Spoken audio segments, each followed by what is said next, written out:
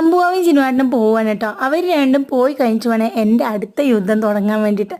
2 ദിവസം വീട്ടിലില്ലാത്തത് കൊണ്ട് തന്നെ തുണികളൊക്കെ നല്ല രീതിയിൽ ഉണങ്ങിയിട്ടുണ്ടായിരുന്നു. ഉണങ്ങിയ തുണികളൊക്കെ ഓരോന്നായിട്ട് പെറുക്കി എല്ലാം ഇനി മടക്കി സെറ്റാക്കി വെക്കണം കേട്ടോ. തുണികളിങ്ങനെ കൂട്ടിയിടുന്നത് എനിക്ക് വലിയ ഇഷ്ടമുള്ളൊരു കാര്യമല്ലാത്തതുകൊണ്ട് തന്നെ അപ്പം തന്നെ ഞാൻ തുണികൾ മടക്കി വെക്കാറാണ് പതിവ്. അച്ചും ദേവും ഉത്സവം കഴിഞ്ഞിട്ട് ഇങ്ങോട്ട് വന്നിട്ടില്ല കേട്ടോ. 2 ദിവസം കൂടി അമ്മമ്മേൻ്റെ വീട്ടിൽ നിൽക്കാമെന്ന് പറഞ്ഞേക്കാണ്.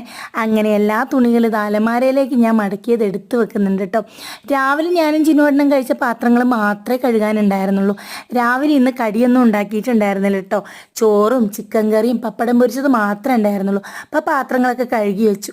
ഇന്നലെ വെള്ളം കൊടുക്കാത്തത് കൊണ്ട് തന്നെ ചെടികൾക്ക് എല്ലാവർക്കും കുറേശ്ശെ വെള്ളം കൂടി ഞാൻ ഒഴിച്ച് കൊടുക്കുന്നുണ്ട് കേട്ടോ. ചെടികളൊക്കെ ചെറിയ രീതിയിൽ വാടിയിട്ടുണ്ട്. ഇന്നലെ ഒരു ദിവസം വെള്ളം കൊടുത്തിട്ടുണ്ടായിരുന്നില്ലല്ലോ. അതുപോലെ തന്നെ എനിക്ക് നല്ല രീതിയിൽ ദാഹം വന്നപ്പോൾ പിസ്തയുടെ എസൻസ് ഒക്കെ ഇട്ടിട്ടുള്ള ഒരു വെള്ളം ഉണ്ടാക്കിയിട്ട് ഞാനും അങ്ങോട്ട് കുടിച്ചു കേട്ടോ.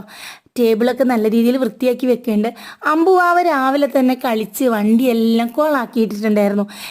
വൈകുന്നേരം വരുന്ന സമയത്ത് വൃത്തിയിൽ കാണണം എന്നുള്ളതും അമ്പുവിന് നിർബന്ധമായതുകൊണ്ട് തന്നെ അവൻ്റെ വണ്ടികളൊക്കെ സെറ്റാക്കി വെച്ച് ബെഡ്ഷീറ്റൊക്കെ മടക്കി വെച്ച് ഇന്നലെ ഉത്സവം കഴിഞ്ഞിട്ടുണ്ടായിരുന്ന എല്ലാ തുണികളും വാഷ് ചെയ്ത് വിരിച്ചിട്ടോ. ചൂല് കണ്ടിട്ട് ആരും കളിയാക്കണ്ട.